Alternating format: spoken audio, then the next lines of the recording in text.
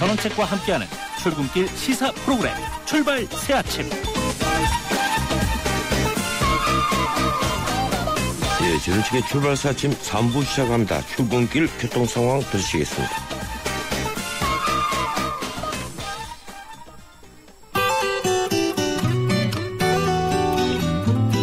출근길 교통정체가 계속되는 화요일 아침입니다. 분당 수서로는 복정과 수서 사이 3차로에 고장차가 있었는데요. 빠르게 처리가 됐습니다. 하지만 수서 나들목에서 탄천 1교까지는 밀리고 있고요. 반대 수서 쪽으로는 청담대교 북단에서 남단 쪽으로 다리 건너는 데만 속도가 떨어집니다. 반면에 강변북로 구리 쪽으로 양화대교와 서강대교 사이에 있었던 3차로의 고장차는 20여 분이 넘게 정체가 그대로 되면서 가양대교부터 정체 구간이 길어지고 있습니다. 가양대교에서 서강대교까지 고장차 여파로 더 밀리고 있고요. 이후로 마포대교에서 동작대교까지 다시 한 번 더 밀립니다. 종로는 도심으로 늘어난 차량들로 용두동 사거리에서 신설동 역 쪽으로 정체입니다. 출발 새아침 교통정보였습니다.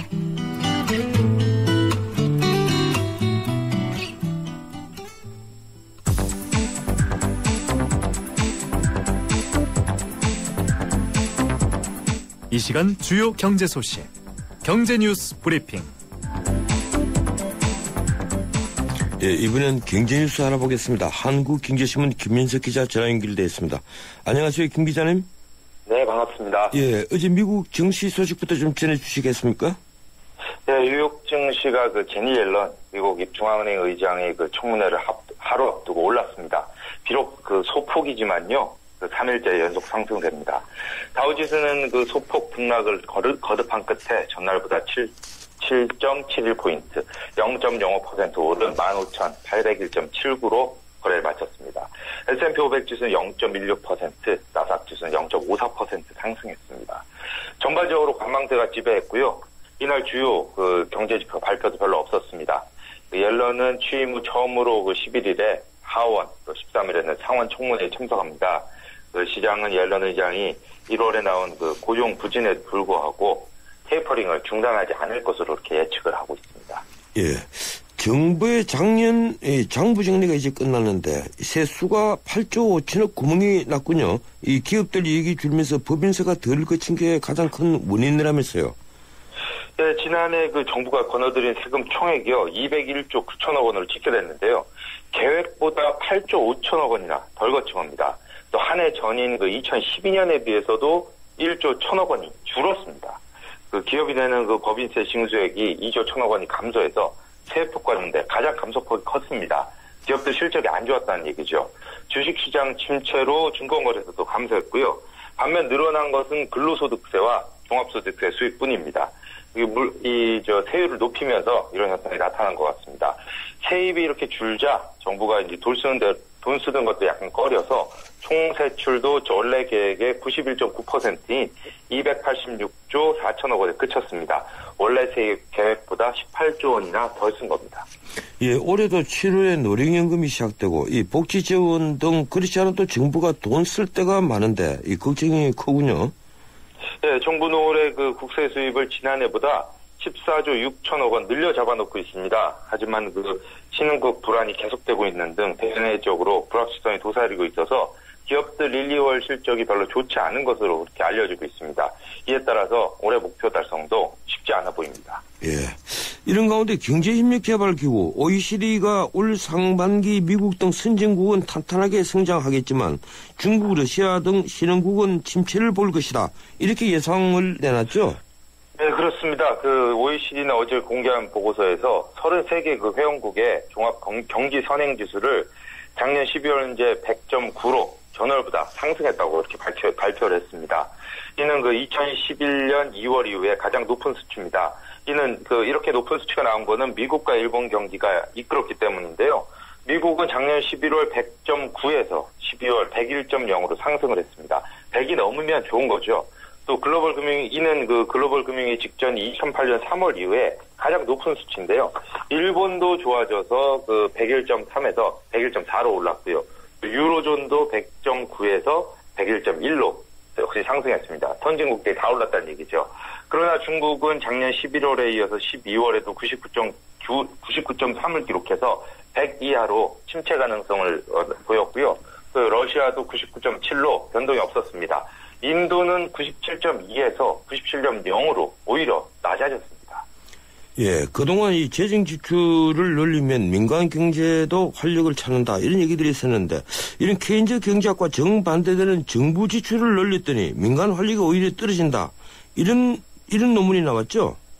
네, 재정 지출 확대가 그 민간 경제 활력을 키운다는 거는 이 승수 효과는 케인즈 경제학의 핵심인데요. 예. 올해 그 경제학 공동학술 대회를 앞두고 우리나라에서 늘어난 정부 지출이 오히려 경제 성장을 저해했다. 이런 분석이 나왔습니다.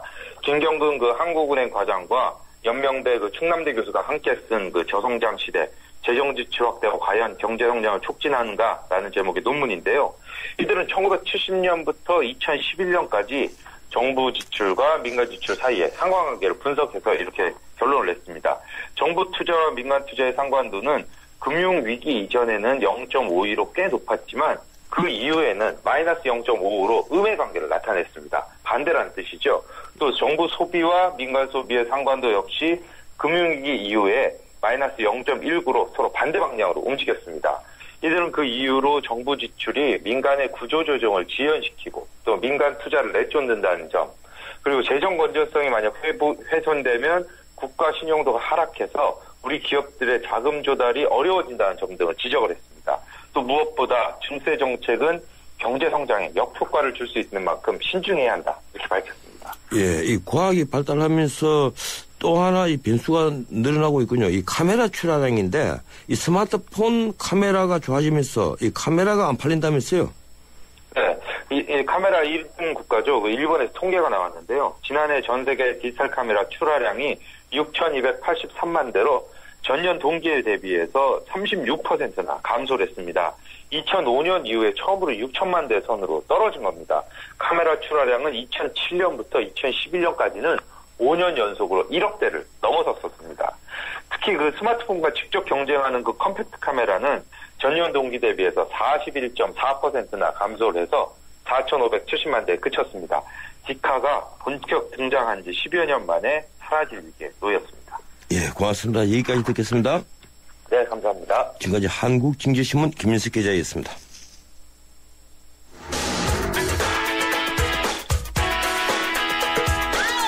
안녕하세요. 배우 손창민입니다. 매일 아침 출근길을 밝혀주는 세상살이 길잡이. 여러분은 지금 저와 함께 YTN 라디오 전원책의 출발새 아침을 듣고 계십니다.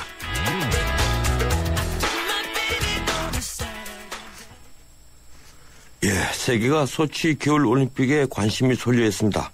어제 벌어진 스피드 스케이팅 남자 500m는 모태범 선수가 2연패에 도전했었는데 결과는 아쉽게 4위에 그쳤습니다. 쇼트트랙의 박세영, 심석희 선수도 뜨거운 승부를 펼치지만 메달 획득에 실패했습니다. 어제 경기 전문가 의견 듣겠습니다. 전 국가대표 스피드 스케이팅 감독인 제갈승일 해설위원 전화 연결되어 있습니다. 안녕하세요, 제갈위원님. 네, 안녕하십니까. 예, 며칠 만이군요. 네.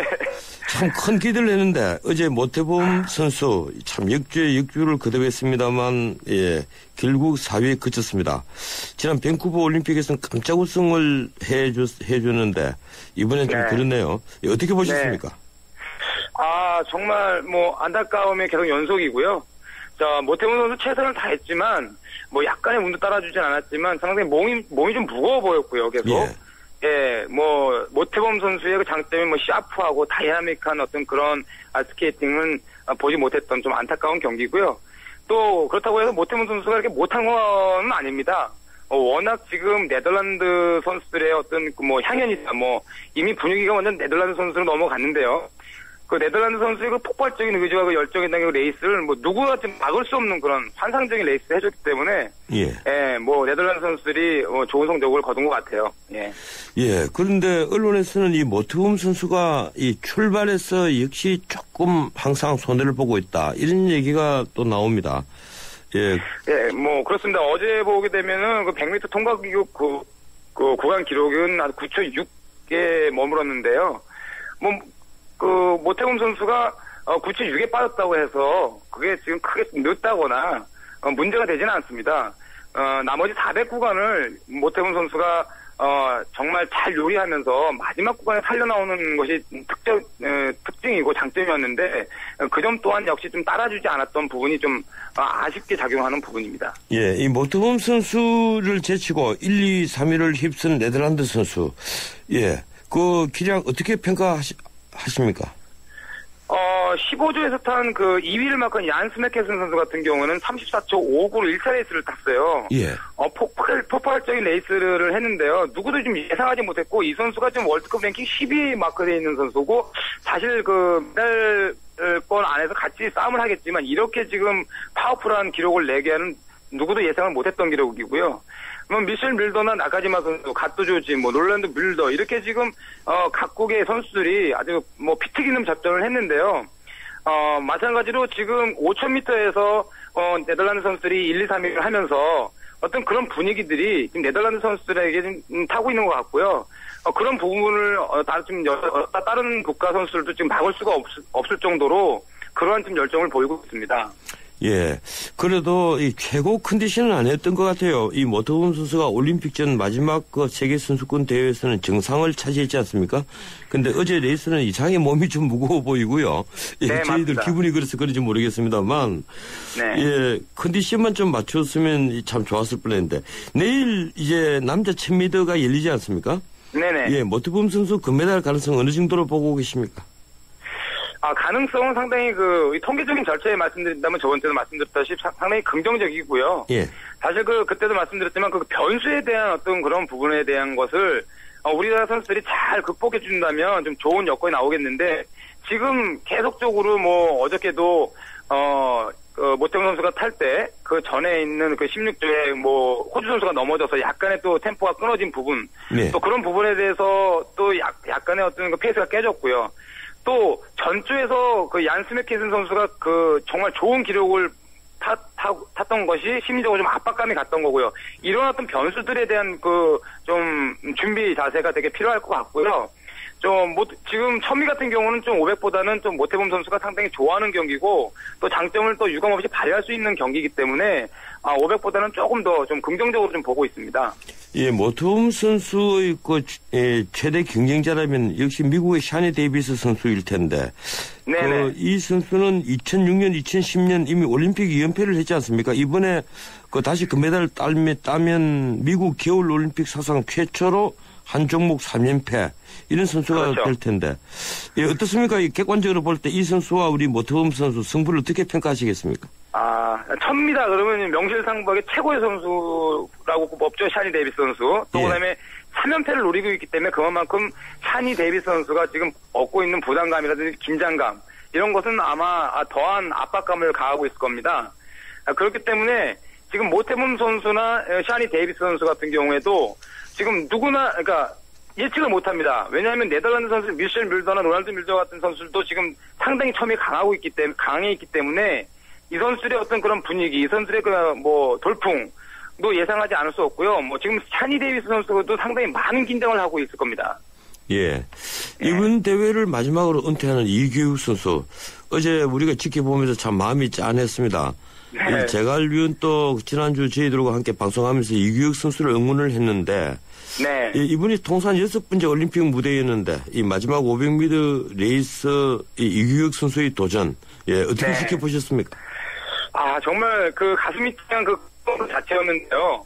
올 들어 최고의 기록을 탔었고요. 나 이규혁이야 할 정도로 나이를 먹었지만 나는 이 정도까지 탈 수 있다는 걸 갖다가 아낌없이 보여준 경기였어요. 1차, 2차 레이스를 탔지만 2차 레이스 같은 경우에는 사실 1차 레이스를 하고 나서 사실 1시간 반 정도의 여유인데 피로 회복이 되지 않아서 2차 레이스는 1차 레이스가 좀 못 탔지만 그래도 정말 제가 볼 때는 좀 환상적인 레이스 또 아름다운 레이스를 해줬다고 봅니다. 예. 어제 또 하나 기대를 했던 이 쇼트트랙. 박세용, 네. 신다운, 이한빈이 출전을 했는데 이 우리 선수들끼리 또 충돌을 했어요. 어떻게 지켜보셨습니까? 사실 좀 많이 좀 안타깝고 제가 쇼트랙에 대한 부분을 말씀드리기는 좀 제가 영역이 좀 저거한 것 같지만 일반 시청자의 입장에서 본다 그러면 상당히 몸 상태가 조금 무거웠던 상태로 보여지고요. 그다음에 처음 출전하는 올림픽이기 때문에 그만큼은 긴장을 했었고요. 그로 인해서 경기적인 운영 능력들이 조금씩은 좀 다소 부족했던 점이 좀 보였어요. 좀 더 자신감 있는 좀 레이스, 그다음에 이제 나도 할 수 있다는 그런 생각들을 하면서 경기 임해줬으면 하는 바람입니다. 예, 어제 안현수 선수는 그 4위가 동메달을 땄죠. 예, 그렇죠, 그런데 그렇죠. 예. 그래도 저희들이 상당히 안현수 선수라도 메달을 따니까 기분이 조금 네. 좋아졌는데 네. 앞으로 남은 경기 안현수 선수 어떻게 관측하고 있습니까? 네. 올림픽에서 이미 많은 경험을 했고요. 예. 또 안현수 선수는 세계 최고의 선수 아닙니까? 가능성은 매우 높다고 말씀드리고 싶고요. 사실 어저께 안현수의 레이스는 상당히 차분하고, 그 다음에 좀 욕심내지 않은, 그런 아주 차분한 레이스를 해줬습니다. 물론 잘해줘서 너무 기분 좋고, 단 한 가지 러시아기를 들고 이 스케이트장을 돌 때는 사실 좀 비극적이고, 너무 아팠습니다. 예, 러시아기를 들고 이게 한 바퀴를 돌 때 좀 기분이 그렇더군요, 저도. 네. 예. 이 전통적으로 이 쇼트트랙이 효자 종목인데 올해는 네. 확실히 진력이 약화됐다는 이 평가가 맞는 것 같습니다. 예, 어떻게 보십니까? 사실 지금 이제 우리나라가 명실상부하게 세계 최고의 강국이죠. 근데 그렇다 보니까 많은 지금 우리 한국의 지도자들이 전 세계에 퍼져나가 있으면서 지금 지도를 하고 있거든요. 예. 그로 인해서 전 세계의 어떤 그런 전력들이 상향 평준화가 됐고요. 그로 인해서 좀 더 우리나라에 맞게끔 더 특별성을 가지고 좀 과학적이고 체계적인 훈련이 필요한 시기입니다. 예. 오늘 밤 이제 또 하나 기대를 하는 경기가 열리는데 바로 빙속 여제 이상화 선수입니다. 이별이 없는 한 금메달을 따놓은 당상이다. 이런 이제 관측들이 많이 나오는데. 네. 예. 경기 관전 포인트 좀 짚어주시겠습니까? 예, 이상한 선수 정말 우리가 많이 기다리고 있는데요. 통계 수치상에서 봤을 때는 금메달 확실히 이력시 되고 있습니다. 단 한 가지 변수의 장애를 극복하는 것이 상당히 중요한데요. 또 오늘 좀 유심히 볼 필요성이 있는 것이 출발해서 100m까지 통과 기록이 한 10초 2 미만으로 좀 통과하는 것이 상당히 중요하겠고요. 예. 또 나머지 3, 4코너에서 레이스를 할 때 실수하지 않고 스피드를 증가시켜가지고 가속력을 붙이면서 3, 4코너를 잘 안정된 자세로 좀 나온다면 충분히 우리나라의 대한민국의 금메달을 좀 안겨줄 수 있는 그런 레이스를 예상해 봅니다. 예, 실수를 제발 하지 말고 이 심리적 압박을 받지 않았으면 좋겠습니다. 고맙습니다. 여기까지 듣겠습니다. 네, 감사합니다. 예, 지금까지 전 국가대표 스피드 스케이팅 감독이었죠. 예, 제갈승일 해설위원이었습니다. 예, 3부 순서 여기서 마치고 잠시 4부 이어갑니다. 300만 경제 수도 인천의 시대가 열립니다. 세계적인 국제도시 홍콩, 싱가포르, 제네바와 어깨를 겨루겠습니다. 2014년 9월 19일 45억 아시아인의 나눔과 화합의 대축전 인천 아시안게임이 펼쳐집니다. 45개국 아시아인의 꿈과 감동의 제전 아시아의 새로운 미래가 열립니다. 2014 인천 아시안게임과 장애인 아시안게임을 나눔과 배려, 공감이 있는 아시아인의 축제로 모두가 행복한 인천, 시민과 함께 만들겠습니다. 전국적으로 조류 인플루엔자가 번지고 있습니다.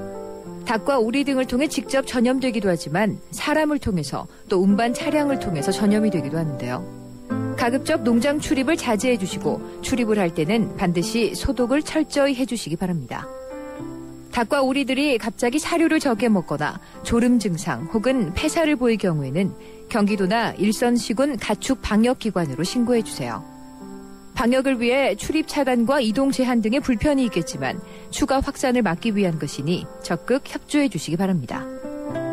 지금까지 세계 속의 경기도에서 알려드렸습니다.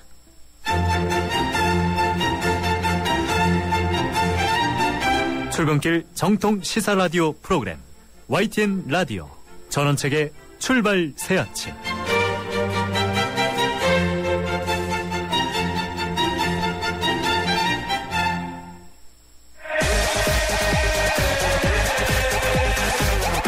문화의 현장을 라디오에서 살펴봅니다. 출발 새 아침 문화 포커스. 전원책의 출발사 아침 4부 순서 시작합니다. 매주 화요일 마련하는 문화로 열린 세상 문화포커스 시간입니다. 오늘도 변함없이 하재근 문화평론가와 함께합니다. 스튜디오에 나와 있습니다. 어서 오십시오. 예, 안녕하세요. 예, 겨울왕국. 요새 또 겨울왕국 신드롬이 일고 있어요. 폭발적인 흥행 양상을 보이고 있다면서요. 예, 처음에 개봉할 때는 이게 우리나라가 한국 영화가 워낙 강세다 보니까 그리고 최근에 한 2, 3년 동안 우리나라에서 애니메이션도 별로 흥행 성적이 안 좋았고 그래서 특히 또 디즈니 애니메이션이 더 안 좋았습니다. 일반적인 애니메이션보다. 그래서 별로 기대 없이 개봉했는데 이게 개봉하자마자 입소문이 퍼지면서 개봉 4일 만에 100만, 11일 만에 300만, 17일 만에 500만, 24일 만에 700만 이런 식으로 거의 파죽의 흥행 기세를 보이고 있습니다. 특히 놀라운 것은 지난 주말에 개봉한 지 한 달 정도 됐는데도 불구하고 지난 주말 이틀 동안 100만 명을 돌파했다는 겁니다. 그러니까 흥행의 기세가 전혀 꺾이지 않고 있다는 것이고 지금 현재 780만을 돌파해서 기존에 우리나라 애니메이션 흥행 기록을 세웠던 영화가 쿵푸 팬더 2 506만이었는데 기존 기록을 훨씬 뛰어넘은 거죠. 780만이니까 기존 기록은 500만이고 그래서 지금 일반적인 극영화랑 비교를 해도 기존의 트랜스포머, 미션 임파서블 고스트 프로토콜, 트랜스포머 3 이런 영화들의 기록을 다 깨서 지금 현재 역대 외화 전체 순위 3위에 올라 있고 앞으로 아이언맨의 기록도 어쩌면 깰 수 있지 않을까. 굉장히 놀라운 흥행이 지금 나타나고 있습니다. 예, 이 소치 동계올림픽, 겨울올림픽 중계 때문에도 겨울왕국 흥행에 힘을 보태고 있다 이런 얘기가 또 있더군요. 겨울왕국이 워낙 인기를 끌다 보니까 이제 방송국에서 무슨 건수만 있으면 겨울왕국의 이미지나 음악을 갖다 쓰는 겁니다. 그런데 요즘에 방송국이 이제 정규 방송을 많이 안 하고 이 동계올림픽 특집을 많이 하는데 선수들이 경기하는 하이라이트 장면을 이제 쭉 편집을 해서 거기에 겨울왕국 음악을 배경으로 깔아줄 때가 많은 겁니다. 또 그거 말고도 뭐 개그 콘서트라든가 런닝맨이라든가 코미디 빅리그라든가 이렇게 예능 프로그램에서 겨울왕국 패러디가 굉장히 많이 나타나면서 방송국이 겨울왕국 신드롬에 또 이렇게 힘을 보태는 그런 양상이 나타나고 있습니다. 예, 안 그래도 어제 뉴스를 보니까 이 개그 콘서트에서 겨울왕국을 패러디한 거. 거기에 관련된 뉴스만 또 엄청나게 쏟아지더군요. 네, 그렇습니다. 예. 어떻든 이 문화 콘텐츠 산업과 이 첨단 기술 그러니까 실리콘밸리와 헐리우드가 결합을 했다. 이래서 미국에는 이제 실리우드다 이런 얘기가 나오더라고요. 네, 그렇습니다. 그래서 토이 스토리, 슈렉, 쿵푸판다 아까 말씀하신 쿵푸판다 그리고 이번에 겨울왕국.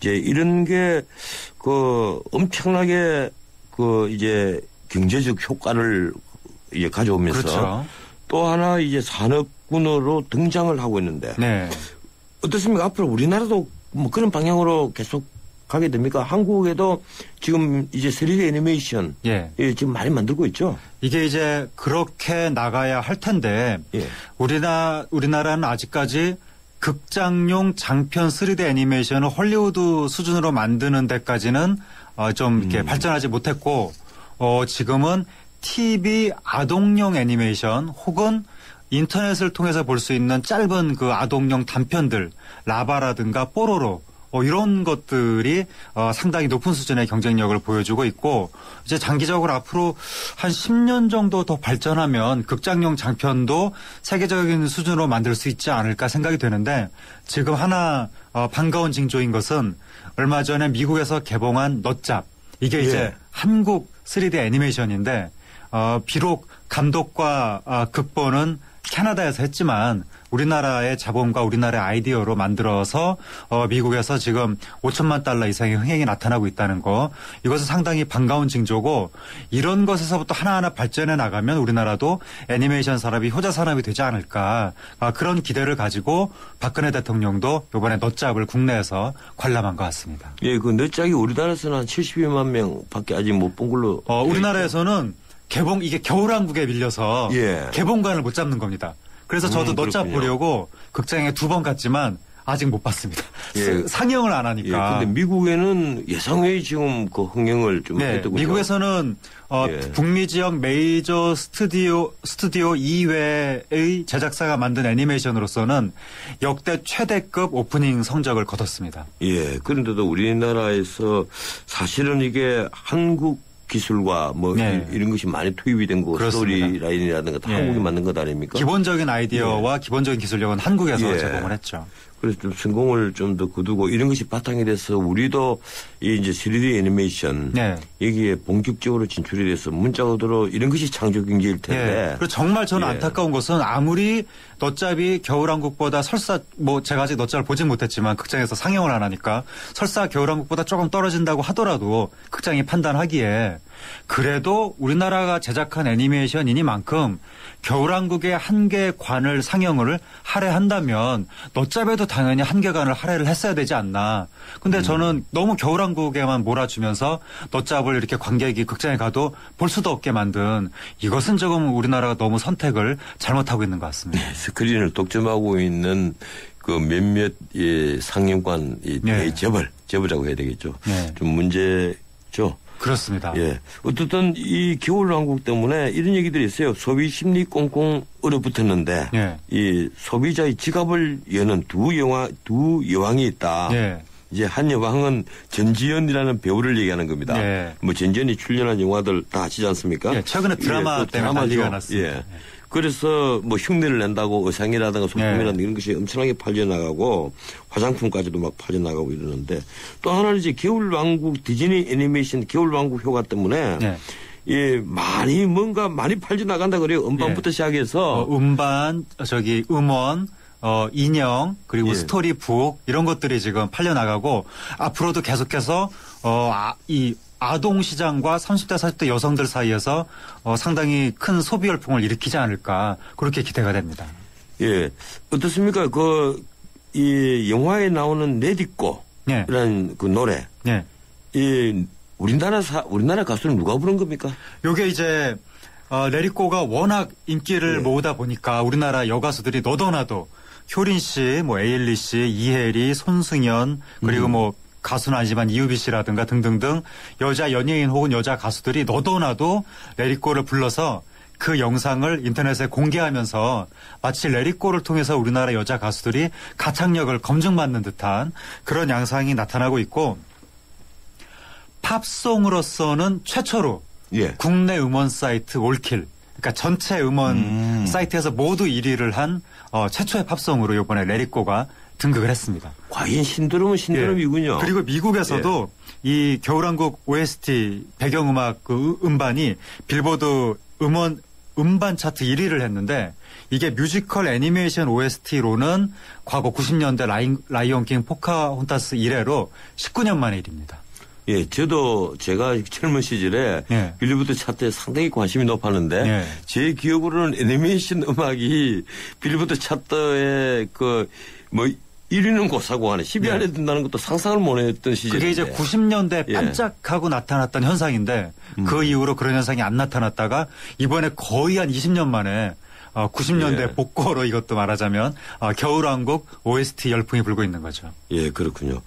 지금 네티즌 사이에는 패러디 열풍도 나타나고 있다면서요? 예, 우리나라 네티즌들이 이제 좋아하는 콘텐츠가 나타나면 수동적으로 감상만 하는 것이 아니라 적극적으로 패러디라는 2차 생산물을 만들면서 이렇게 하나의 유희를 즐기는 것이 보편화되고 있는데 이번에도 네티즌들이 직접 만들어서 사진을 합성해가지고 겨울왕국 여자 주인공 이름이 엘사입니다. 그래서 김연아 선수랑 합성해서 엘사 연아.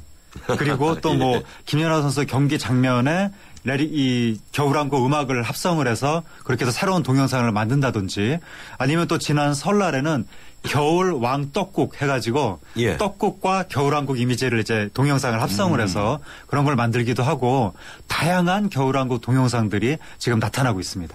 예, 그런데 겨울왕국 주인공 이 엘사와 박근혜 대통령을 비교하는 그런 방송에 나왔다면서요? 요게 이제 그 겨울왕국이 워낙 인기를 끌다 보니까 아무래도 인터넷에서 박근혜 대통령 지지자들 사이에서 겨울왕국 주인공도 여자고 어렸을 때 부모님을 잃은 공주니까 여기에 이제 대통령을 연상을 해서 그렇지 않아도 최근에 변호인이 노무현 대통령을 소재로 했다고 해서 약간 조금 거기에 반발심을 느끼던 차에 이번에 겨울왕국이 나오니까 겨울왕국을 통해서 박근혜 대통령을 조금 빗대는 그런 여론이 나타났고 거기에 이제 방송에서도 이런 뭐 관련된 내용을 방송하기도 했는데 이게 디즈니 영화사에서 박근혜 대통령을 생각하고 영화를 만들었을 리가 없기 때문에 하나의 이거는 겨울왕국의 인기를 방증하는 해프닝인 것 같습니다. 예, 기본적으로 이런 겨울왕국 신드롬 이게 어떻게 보면 갑자기 나타났다고도 할 수 있고 네, 아무도 예상하지 못했던 또 그전에 보면 나름대로 이런 어떤 그것이 기반이 되어온 영화들이 네. 있다. 쿵우판다처럼 네. 예, 그렇게 볼 수도 있고 어떻습니까? 이런 신드롬이 나타난 원인을 짚자면 네. 어떻게 네. 짚을 수 있을까요? 이런 신드롬이 나타난 원인은 이 영화가 정말 오랜만에 나타난 90년대식 정통 디즈니 뮤지컬 애니메이션입니다.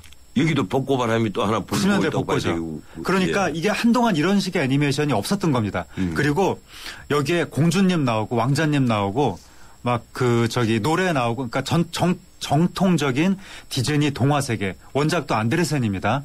최근에 헐리우드 애니메이션이 디즈니 정통 애니메이션을 조금 비웃고 희화화하는 그런 게 유행을 했었는데 오랜만에 정통 디즈니 스타일이 나타나니까 90년대에 디즈니 애니메이션에 열광했던 30대 40대 여성들이 여기에 지금 폭발적인 반응을 보이면서 관객들이 극장으로 몰려가고 있는 거고 그리고 그래픽과 음악이 너무나 아름답기 때문에 예. 그리고 이제 또 하나는 정통 디즈니 스타일이긴 하지만 기존의 디즈니 세계관을 그대로 답습하지 않고 그러니까 기존의 디즈니 세계관은 여주인공이 마지막에 왕자님하고 키스하면서 끝나는 건데 여기서는 왕자님하고 키스하는 게 아니라 이 언니와 여동생의 자매를 확인하면서 끝난다는 거.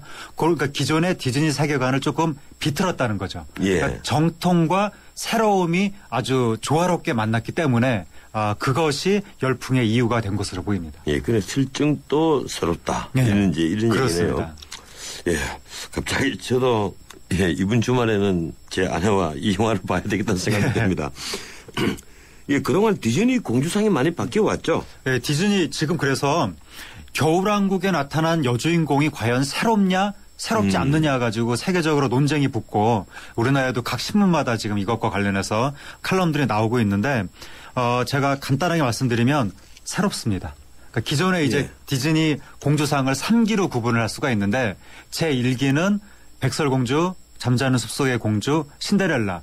제1기 디즈니 공주의 특징은 여주인공이 하는 일이 없습니다. 잠깐만요. 백설공주. 잠자는 숲속의 공주. 예, 잠자는 숲속의 공주 봤습니다. 신데렐라. 예, 이게 디즈니 1기죠. 예. 이 여주인공이 하는 일이 없습니다. 계속 사건만 당하고 고생하다가 마지막에 왕자님이 두둥하고 나타나면 왕자님이 모든 일을 해결해주고 왕자님의 품에 안겨서 끝납니다. 예, 그렇군요. 그러니까 이게 예. 여성을 너무 수동적이고 순정적으로 묘사했다고 해서 전 세계에 비판을 받았죠. 그러다가 1990년대로 넘어오면 인어공주, 미녀와 야수 뭐 이런 데 나타난 여주인공들은 수동적으로 가만히 있는 게 아니라 자신의 꿈을 찾아서 뭔가 좀 적극적인 행동을 합니다. 인어공주와 미녀와 야수 뭐 등등 예. 알라딘이라든가 예. 그리고 심지어 뮬란에 이르러선 예. 여주인공이 왕자님의 도움 없이 스스로 나라를 지킵니다. 그게 예. 이제 90년대에 나타난 변화인데 그때도 역시 스스로 나라를 지키는 건 소수인종이고 뮬란은 중국인이었죠. 예. 정통 디즈니 여주인공인 백인 여성은 꿈을 찾지만 어쨌든 왕자님과 키스하면서 행복을 찾으면서 끝난다는 한계가 있었던 거죠. 그런데 요번에 예. 겨울왕국이 3기인 겁니다. 요번 겨울왕국은 마지막에 왕자님을 찾지 않고 그리고 역사상 최초로 디즈니 동화세계 여주인공이 요번 겨울왕국에서 요염합니다. 예. 섹시합니다. 근데 요염한 건 디즈니 세계에서는 악녀의 몫이었습니다. 여주인공은 예. 언제나 순수했습니다. 근데 이번에 여주인공이 처음으로 요염하기 때문에 마침내 디즈니 동화 세계에서 여성의 욕망이 긍정되기 시작했다. 이런 점에서 봤을 때 이번에 겨울왕국 여주인공상이 상당히 새롭다고 볼 수 있는 거죠. 그래 시대 상황을 반영을 한 예. 그런 변화라고 봐야 되겠군요. 그렇습니다. 그래서 예. 이번에 엘사 여주인공이 레릿고 다 내버려도 예. 나는 혼자 살 거야 이러면서 노래를 부르는데 그때 관객이 굉장히 통쾌감을 느끼고 이 시대의 수많은 골드미스들이 아마 만세를 부르면서 극장에서 환호를 했던 것 같습니다. 예, 그래서 30대, 40대 관객이 여성 관객들이 지금 열광적으로 반응을 보내고 있습니다. 더더욱 그 영화를 봐야 되겠다는 생각이 자꾸 드는데 이 청취자들이 영화 선전으로 오해를 안 해주셨으면 좋겠습니다. 뭐 그러기에는 이미 이 영화가 워낙 신드롬이 불고 있고 그래서 세계적으로 나타난 현상입니다. 우리가 지금 그 신드롬을 분석하는 시간이니까요. 근데 그 전에도 아까도 우리가 한두 번 언급을 했습니다만 뭐 쿵푸 팬더 또 슈렉 시리즈가 또 대단했죠. 그게 이제 쿵푸 팬더 시리즈하고 슈렉 시리즈가 지난 우리나라 역대 애니메이션 흥행순위 탑10 안에 다 들어가 있습니다. 시리즈 전체가. 잠깐만요. 그 앞에 슈퍼맨이나 배트맨 같은 것은 TV에서 시리즈로 해서 그런지 극장에서는 크게 성공을 못 거뒀다는 얘기가 있었거든요. 미국에서도. 슈퍼맨 시리즈는 요즘에 별로 성적이 좋지 않고 배트맨 시리즈는 성적이 매우 좋죠. 아, 그렇습니까? 그런데 이제 요거는 이제 극영화고 애니메이션은 아니고 시리즈로 나오는 거 요즘에 나오는 것들은.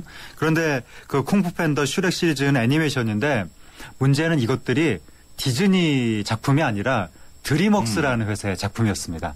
그러니까 드림웍스가 늘 알려진 회사죠. 드림웍스가 스티븐 스필버그라든가 이렇게 그 드림웍스가 애니메이션계를 휩쓰는 동안 디즈니는 거의 아무것도 못하고 있었고 그동안 또 픽사라는 회사의 토이스토리를 비롯해서 이게 이제 스티브 잡스가 만든 회사죠. 그 애플의 그 유명한 아이폰을 만든. 픽사가 스티브 잡스가 투자한 회사군요. 그렇죠. 픽사가 최초의 3D 애니메이션을 만들었기 때문에 그 스티브 잡스라든가 이런 실리콘 자본과 헐리우드 자본의 결합이다라고 해서 실리우드라는 말이 나온 거고. 그래서 실리우드라는 말이 그렇게 된 나왔죠. 겁니다. 그런데 이제 이 드림웍스와 픽사가 애니메이션계를 주도하는 동안에 이 디즈니는 거의 힘을 쓰지 못하다가 이번에 겨울왕국으로 거의 20여 년, 10몇 년 만에 모처럼 이제 화려한 귀환을 하고 있는 겁니다. 어떻든 이 겨울왕국이라는 것은 뭐 어떻게 보면 디즈니와 픽사의 결합이다 이렇게 볼 수 있겠군요. 그게 이제 디즈니가 원래 아까 말씀드렸다시피 조금 보수적인 동화적 세계를 고집하고 있었죠. 그런데 픽사 같은 경우에는 스티브 잡스의 성격이 자유분방하죠. 실리콘의 성격이 그 실리콘밸리의 성격이 좀 그렇고 그래서 픽사가 가지고 있는 자유분방한 분위기가 디즈니가 픽사를 사버렸습니다. 그래서 픽사에 원래 있던 감독이 이번에 겨울왕국의 이 예술 총감독 비슷한 자리로 올라갔습니다. 그러다 보니까 픽사가 가지고 있던 자유분방한 분위기가 디즈니가 가지고 있던 보수적인 어린이 동화의 세계와 화학적으로 결합을 이뤄서 이번에 겨울왕국이 굉장히 정통적이면서도 아주 혁신적인 두 가지의 성격이 행복하게 만났다. 그래서 마침내 디즈니의 최대 역작이 탄생한 것이 아니냐. 그런 얘기가 지금 나오고 있습니다.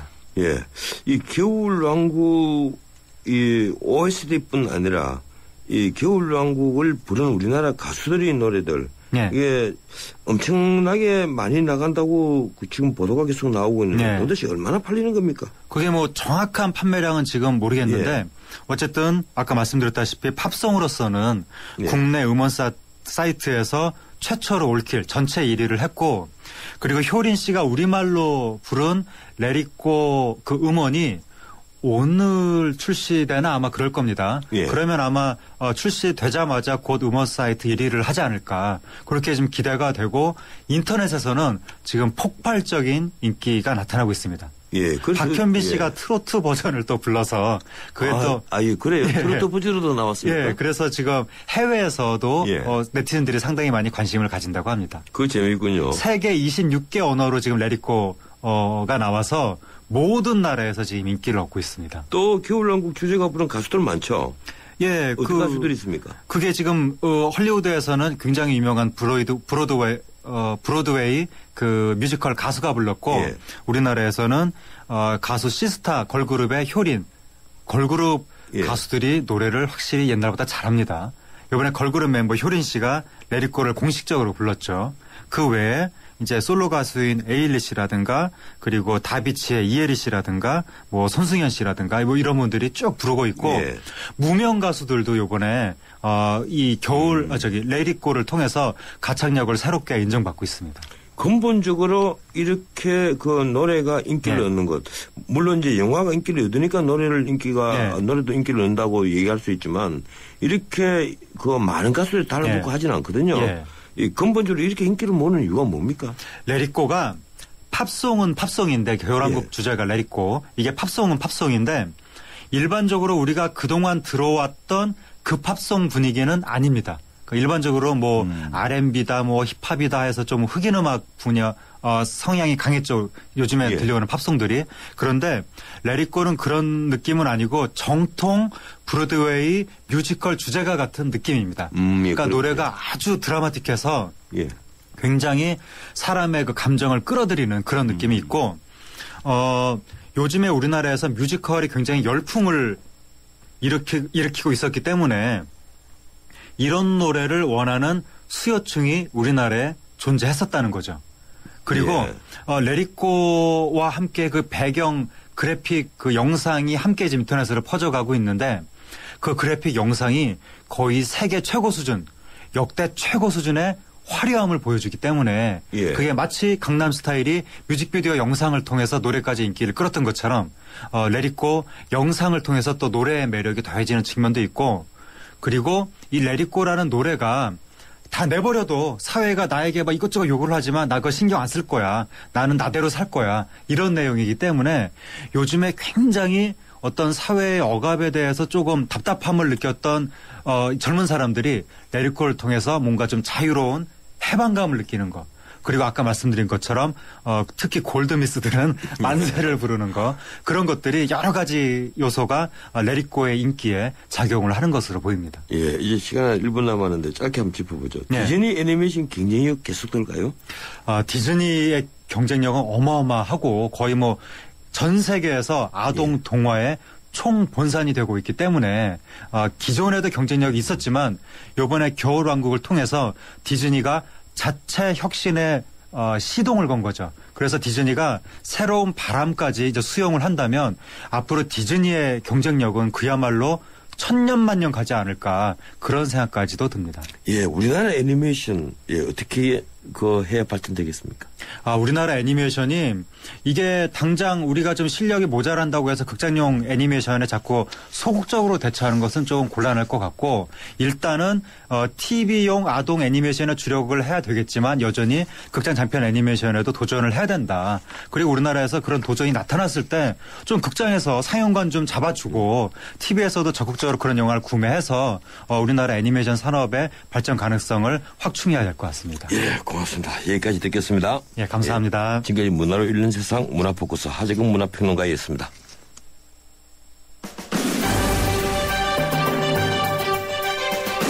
정부가 쓰는 돈이 잘못 쓸 수도 있습니다. 그런데 혈세 낭비가 너무 심하니 기가 막힌다는 말이 저절로 나옵니다. 이명박 정부만 하더라도 경제적 타당성이 없는 국책사업의 70사건, 무려 35조의 혈세가 들어갔다고 합니다. 하루 교통량이 수백 대뿐인 고속도로, 유람선 없는 유람선 터미널, 비행기 한 대 앉지 않는 지방공항은 이제 아무렇지도 않게 보일 정도입니다. 지방정부도 마찬가지입니다. 29억을 들인 경북 상주의 명주박물관은 축구장 4배 크기인데요. 기자들 말로는 관람객을 찾아볼 수 없었다고 합니다. 어제 신문에는 중소기업 전용 판매장 기사가 실렸습니다. 예컨대 예산 23억을 들인 명동 매장은 임차료만 월 5,800만 원인데 월 매출은 2,800만 원에 불과하다고 하는군요. 관광공사 지하 매장은 월 매출이 100만 원도 안 된다고 합니다. 이런 개점휴업 매장에 중소기업들이 울며 계좌 묶기로 매출 수수료 외에 임차료를 분담합니다. 이거 뭔가 잘못되지 않았습니까?